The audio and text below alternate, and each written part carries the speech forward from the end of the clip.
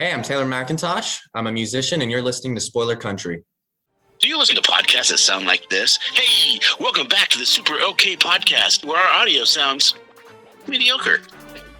Or do you prefer podcasts that sound more like this? Crisp, clear, fun, easy to listen to, and full of awesomeness?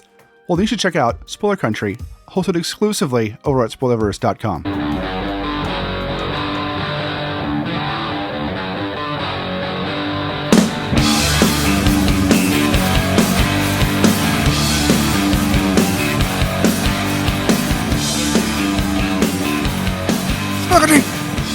Hello, listeners of Spoiler Country. Today on the show, we have the fantastic Mr. Taylor McIntosh. How's it going, sir? It's going great. How are you doing, Jeff? I'm doing very well. It's a pleasure to talk with you. Hey, it's a pleasure to be here. So, as I read up on you, I read that you're a singer, a songwriter, and a musician. Is that correct? Yes, that's correct. So, are you able to remember when you first fell in love with music? Yeah. The thing about, my youth and my past is I didn't really like music growing up. I mean, I love listening to music because everyone loves listening to music, but I really thought I was going to be an athlete. All my brothers are athletes. So I just grew up with that kind of intent that I was going to go play college basketball. And then I hit the age of about 16. And I don't know why I had the urge one night to write a song. I had prior practice with writing, but not like actually writing a song. I'd enjoyed literature, but I'd never tried writing a song. So this was my first time, and I just immediately fell in love with it. I felt like I was kind of a natural. I mean, I wasn't good, but it just felt so right to do. And maybe that comes from my dad. My dad's also a musician and he's a songwriter. So maybe seeing him write and sing songs kind of pushed me towards that direction. So actually, I didn't know your father was also a musician. So what did your father say to you when you first found out that you wanted to be a musician? Was there any tips that he gave you? Any words of warning, perhaps? I don't know. Warning.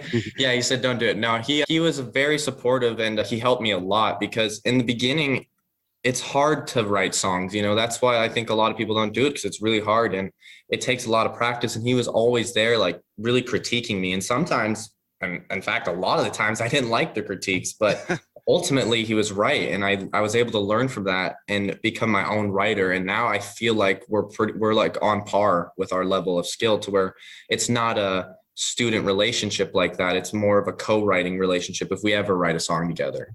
So, I really like that. During my day job, I'm a high school teacher. I teach at a therapeutic high school.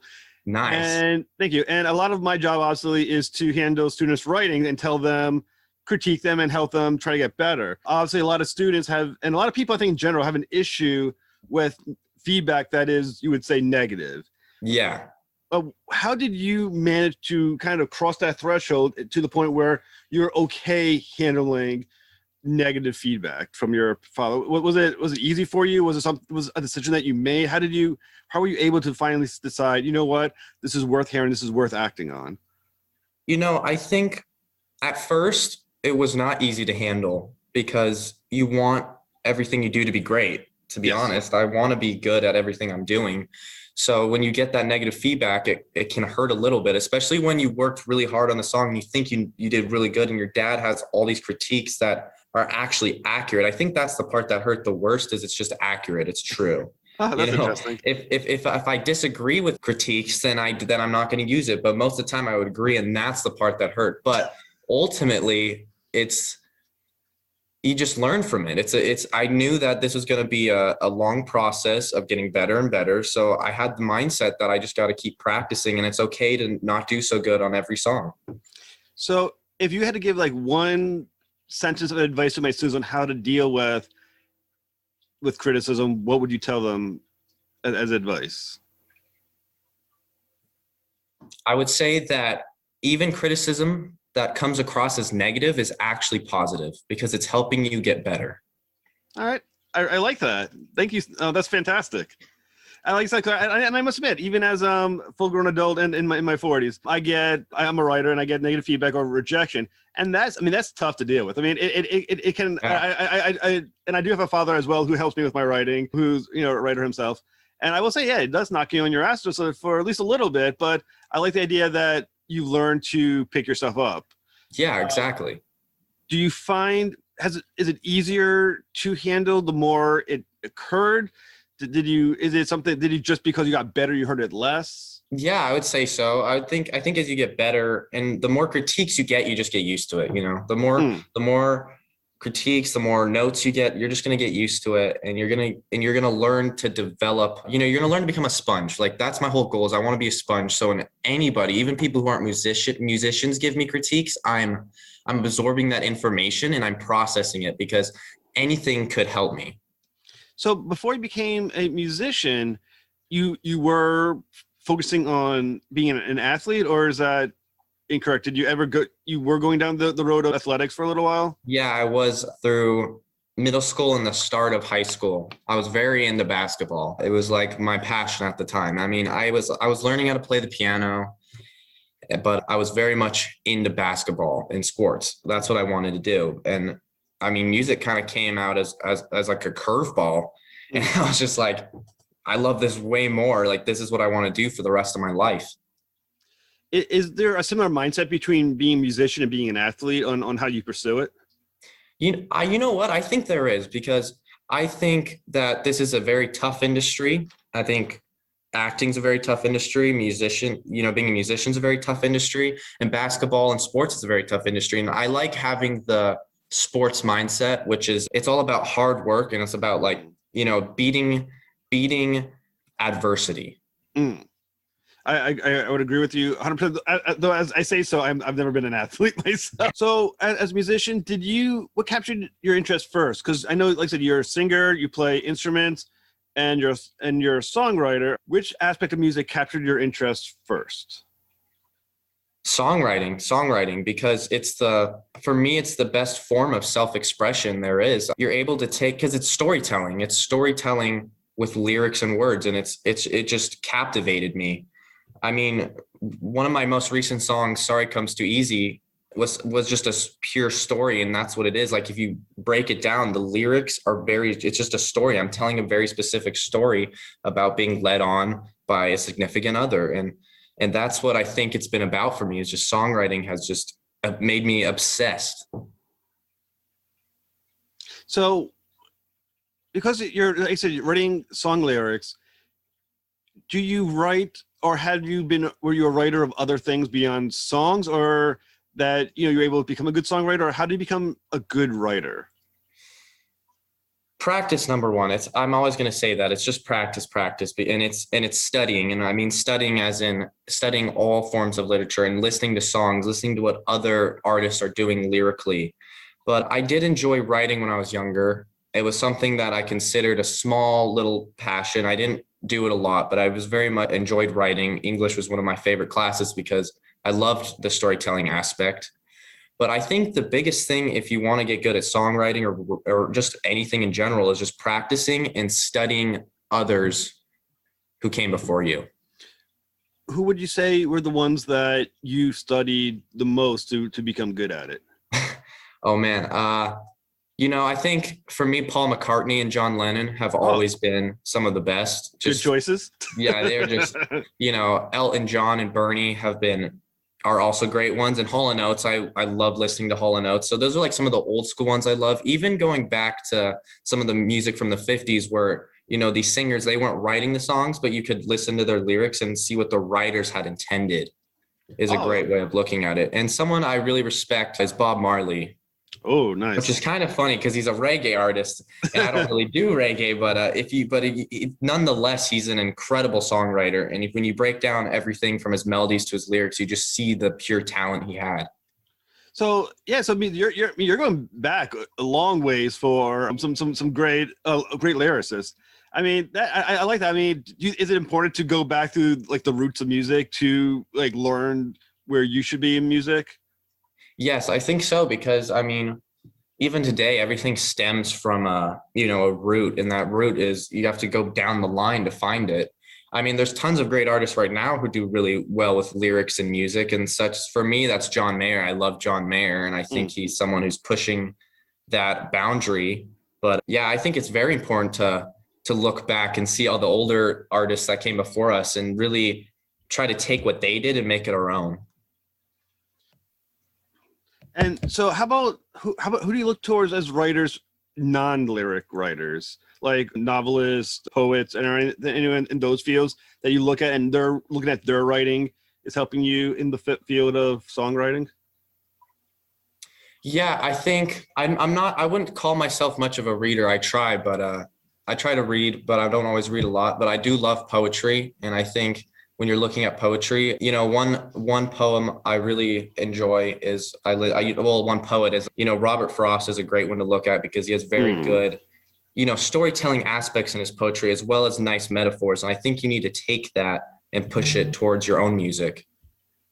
I really like that. I always tell my students I think there's a lot of students who are interested in either music or some other form of writing. Like to become good at one type of writing, you better read every type of everything, And poetry I imagine on some level there's a very close link to poetry and song lyrics. I'm saying someone who can't write a song. I'm just guessing.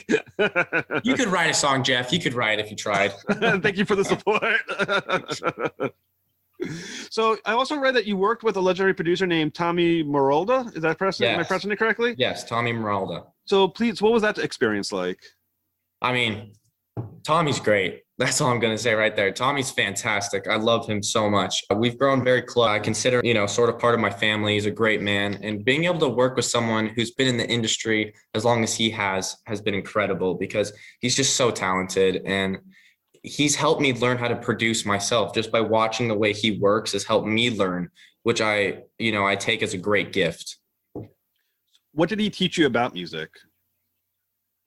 He didn't tell me anything directly because I think the best way of learning is experience. So when I'm in the studio, I just watch and I study, and you can see I just watching the way he produces, the way he moves while producing and the instruments he uses, because you can see how a song's broken down and there's so many elements you can't necessarily hear, but are there. Wow. Okay. So how do you figure out those elements? Because I must admit, I know nothing about how to make music. I like music. Yeah. But I'd be so far in the weeds with creating music. I would never know where to even start. Yeah, I could break it down for you. So let's say I'm listening to a song and I'm trying to break down the drum pattern. Let's say it's like boom, ka, a boom, da boom, ka. You hear that drum pattern, but what you might not notice is in your right ear at the same time is a little stick going ta ta ta ta ta ta ta ta ta ta, and you're probably not going to register that. So the point was I was really just trying to focus in and listen for those little details because that really helps push the beat and make it more bouncy. You know what I mean?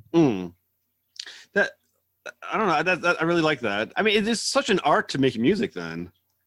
Yeah, it's an extreme art, actually. It's a lot of work because I would say on average, when you're making a song, there's going to be at least 40 tracks. 40 tracks. Wow. Okay. So when you're thinking about, when you're making your music, okay, yeah. Are you thinking in terms of an album or are you taking it one song at a time? Currently, I've been taking it one song at a time. Whatever inspires me in the moment, I go with. I think until I have the desire or the level of being able to push forward an album, then I'll be really focused on trying to make a cohesive sound with multiple songs. You know what I mean? But at the moment, it's all about, for me, it's just one song at a time because I have, I get very inspired quickly by different things. So. And when you're thinking like what hits you first for inspiration? Is it a sound that you think of, or is it a lyric, or is it a title? Is it just a concept? It's everything, because I think that's one thing that's awesome about songwriting is it's very unformulaic.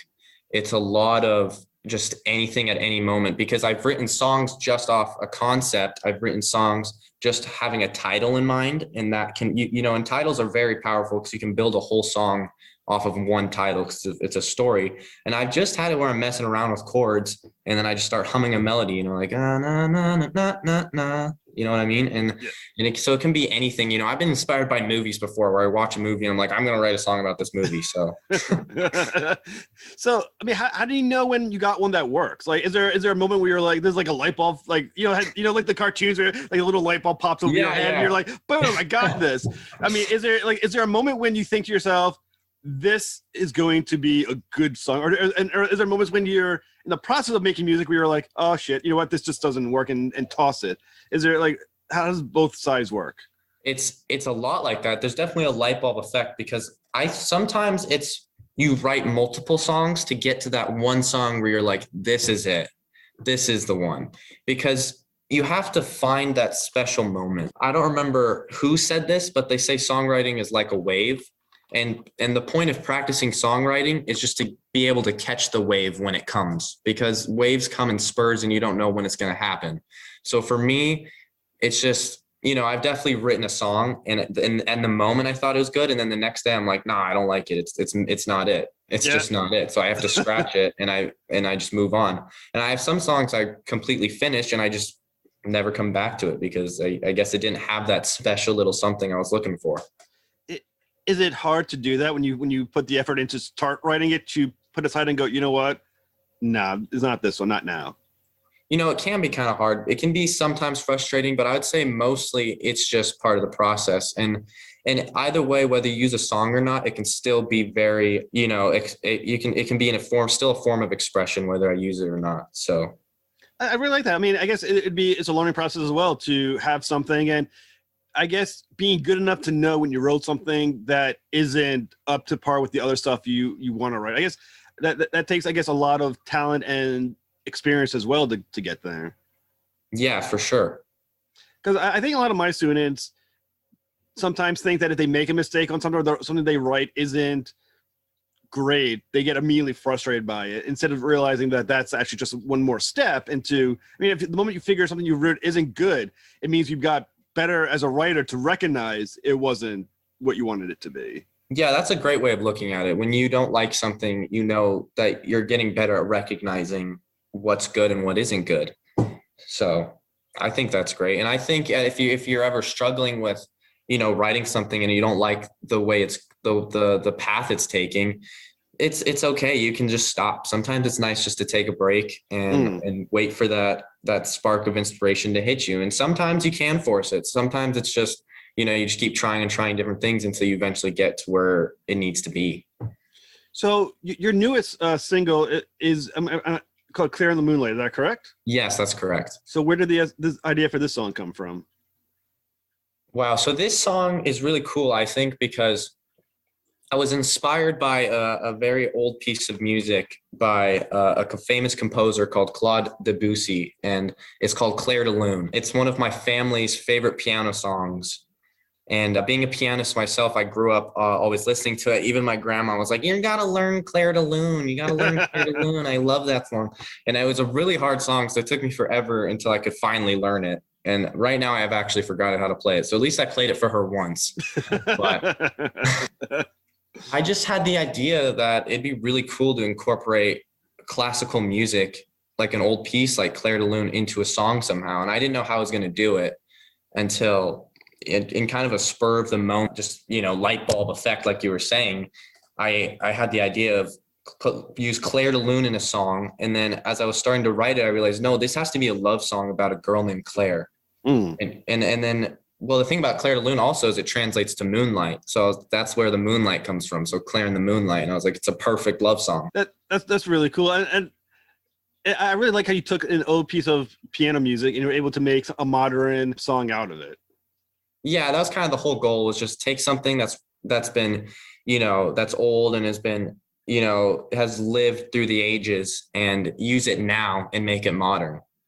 And well, even though it's a new single song that you released, it's still part of a larger album. Is that correct? No, not at the moment.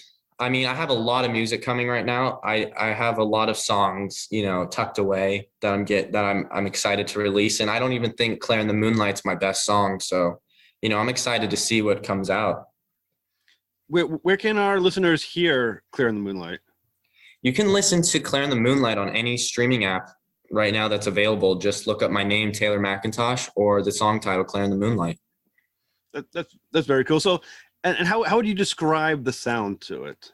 Like what type of music would you say it covers? It's definitely a vibe. For any kids out there listening, you know what I mean. It's a vibe. It's got a nice summer vibe. It's perfect for right now. it's just a great song. It's got a lot of cool electric guitar. So if you're someone who's a fan of electric guitar, you're going to like this song a lot. Okay, and for our old people who are not exactly sure what you mean by vibe, can you explain it to us in a simple old person way? It's got a groove, baby. It's got a groove, baby. Thank you. Thank you for speaking old to me. Yeah, no really problem. appreciate it. So you're not only, so let's see, you write music, you play music, you're a singer, and also read that you're also a dancer. Is that correct? Yeah. So when did dancing come into the picture? Well, I've been dancing my whole life. My mom is a professional dancer. She danced for the Denver Nuggets and the Denver Broncos. She even has a Super Bowl ring, which is pretty awesome. That's cool. So she always tells me this when I was younger, she always said that she wanted me to just be able to move. She wanted me to be able to dance at least a little bit so that I never felt uncomfortable in those situations like a lot of guys can be. So if I'm at even just a dance with a girl, I'm not nervous to go up and dance with her. But, as she was showing me how to dance a little bit, I started to fall in love with it. I just love dancing. I have fondest memories of when I was a child and I'm in the kitchen. I'm like, Mom, teach me how to moonwalk. And she's wearing our socks trying to learn how to moonwalk. And I'm like sliding across the kitchen floor. And eventually she just put me in dance class because I liked it so much. And I eventually got into breakdancing because I saw some breakers and I thought it was sick. Thought it was the coolest thing I ever saw. So I started breakdancing and the rest is history. Now, have you performed your music live? Yeah, I have a couple times, mainly for parties of my own and like family and friends, because over quarantine, there hasn't been any live music. It's been all closed down. So as it starts to open up, I'm hoping that I can get in there and start performing live. Now, do you incorporate your dancing into your performance, you think, or you're going to? Depends. I think in the beginning, probably not, because I'll have to be able to play guitar and piano while singing. So it's going to be hard to dance. But I think as I get bigger and I grow and I'm able to have like a band behind me, I might throw in I'll throw in some grooves while I'm singing. Why not? How the hell do you guys figure out at the same time you're singing, you're playing a guitar, you're trying to remember the lyrics at the same time? How's that get confusing? That seems to me like I would have problems remembering how to do one of them properly. Sometimes I do struggle. Most of the time I can remember lyrics, but even last time I performed live, which was very recent, I was singing a really new song that I haven't even produced yet. And I just wanted to gauge the room on it. And I forgot the second verse lyrics. But luckily I was quick on my feet and I just made up whole new lyrics on the spot. And, Nice. I didn't skip a beat. No one noticed, but sometimes you forget and you just got to keep going. So tell our listeners who the Break Ninjas are. Well, the Break Ninjas are my breakdance crew. We're based in Las Vegas and you might know us. Most recently we performed on World of Dance, which is on NBC. And for the third season, and that was a great experience. I got to see J-Lo, Neo, and Derek Huff. So that's cool. That was great right there. Did he have a chance to talk with them at all? I didn't have a chance to talk with them one-on-one. They gave us feedback during the show, which you can see if you watch it. And so that's where we kind of got to talk. But no, I didn't get to talk with any of them one-on-one, which would have been nice, but. So what makes the Break Ninjas stand out in comparison to your competition? I think I think the thing is we bring breaking, but we also bring many other elements than just breaking. Because we're breakdancers, but we use so many different forms of hip hop and different, and modern dances, and we're all young. I think the coolest thing is we're all young.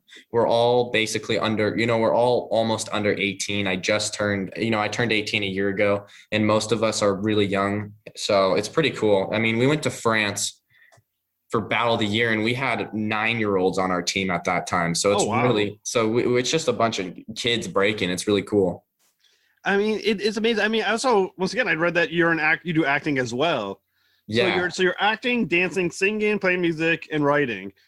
Where are you finding the time to do all this? I'm exhausted doing one thing. Well, I don't go to real school. I finished all my high school and got my diploma through online school. So I have a lot of free time in the day. Oh, wow. You already graduated, huh? Congratulations. Yeah, I just graduated, actually. So thank you. Well done. Thank you. Wow. Okay. So you managed to do all this and graduate at a relatively early age. Yes, it was, I would like to say it was really hard, but sadly it wasn't that hard. I found online school a lot more enjoyable than real school. So, so when as someone who, like I said, you're as in acting, dancing, music, creating, is there a similar in the creative pursuit of all of these? There's something that you think is similar to how, maybe not necessarily the doing of it itself, but the creative aspect of them all. Like, what is the similarity? I think there's a lot of similarities and there's a lot of differences. And I think one thing that's very similar with all three, dance, music, and acting, is just the form of the, expression, and maybe what you would say the release of energy, I guess.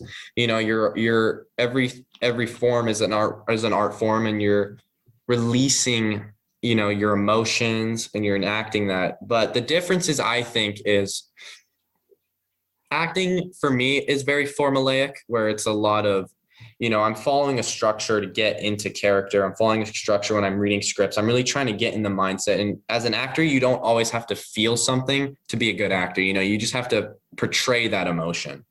But with music, it's the complete opposite. It's very free and unformulaic. And dance can be very free and formulaic, but that can also be formulaic with like routines, and you're trying to be super clean so you all look the same. So Are you inherently extroverted or introverted? I'm a mix of both, because I would like to say I'm good at being extroverted, and I can hold a conversation with others, and I like being social, but I also very much enjoy my alone time and just being at home and relaxing and not having to worry about others. So I'm kind of a mix of both. I mean, when I've interviewed other actors, the one thing they tell me a lot is the importance of being very present in the moment. And I wonder if that same thing about being in the moment, were you able to do that because of the kind of the being in the moment as when you're performing a song or performing dance? Is that a similar sense of being in that moment? And did that help you become a better actor, or does acting help you do the others better? I think the difference is sometimes it's hard to be in the moment because you have adrenaline and you can have nerves, and that can make it hard.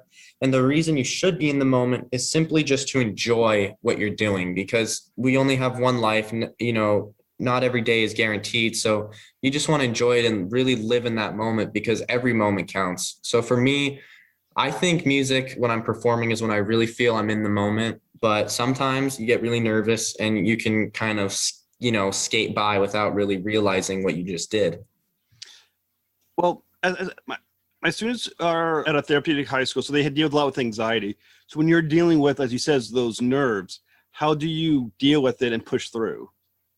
I would like to say I don't have anxiety, but I am somewhat of an anxious personality. So for me, in almost everything I do, I get nervous. And I think it's been a mix of one, understanding for me, nerves and excitement are the exact same feeling, just I put different thoughts into them. Okay. So I try to tell myself I'm excited and I'm not nervous, as well as I really just try to push through it. And that's kind of helped me, because you push through it enough times, you realize you can do anything.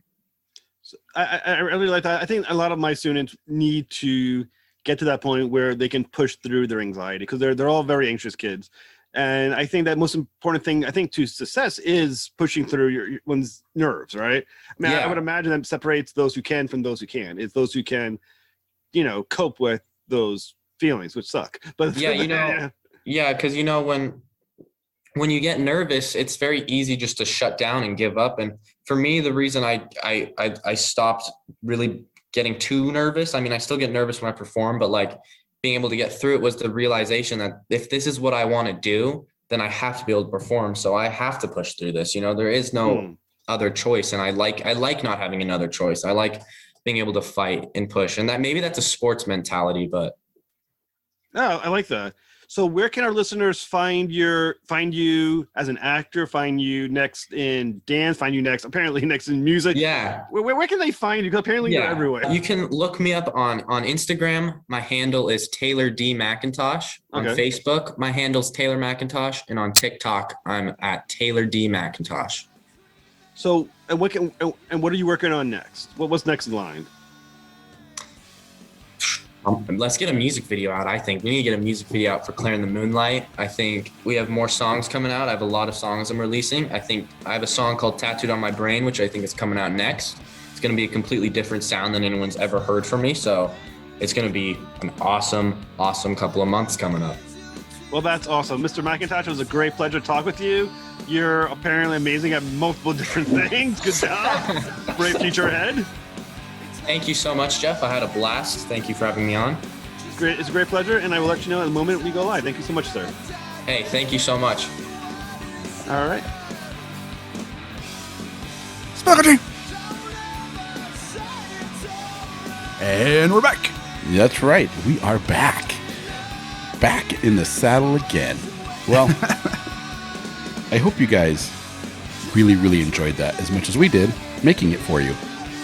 And if you like what you heard and you want to hear more, you got to go check out spoilerverse.com, because at spoilerverse.com, we have a plethora amazing directors and artists of all walks of life, and editors and writers. And oh my God, are you a lover of comic books like we are? Then there's so many amazing people from the comic book world over at spoilerverse.com. And I highly implore you to go there and check it out.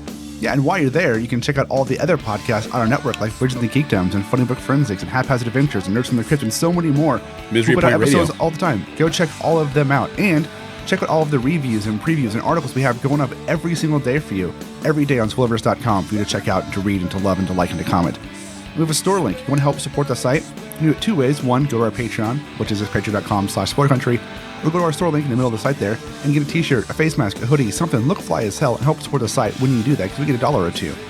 And, maybe you want to talk to us. If you do, you can do it obviously on all the socials, but if you go to scpod.us/Discord, you can join our public Discord server and come chat with us all day long. I couldn't say it better myself, dude. There you go. You just mouthed out a ton of information at once, and really, I hope you guys enjoy what you're hearing, because we're working our butts off to bring it to you. We are. I guess there's only one left thing. Yeah, I'm gonna go with it. There's only one left thing left to do. What's that? In an oceans of podcasts, We are Cthulhu. as Cthulhu compels you to Spaghetti. Open the mind. and read more. Spaghetti. What's going on, everyone? Are you still looking for that perfect one-stop shop for all things pulp culture? You know, that one place where you can hear hot takes about superheroes, Star Wars, video games, and more? Well, fear not. Bridging to Geekdoms is the place for you. A podcast that focuses on the current rumors, scoops, and controversies within the pulp culture world. Hosted exclusively on the Spoilerverse Network, you can find us on any one of your favorite podcatching apps, YouTube, and at spoilerverse.com. So don't miss out on the excitement. Find us and subscribe now.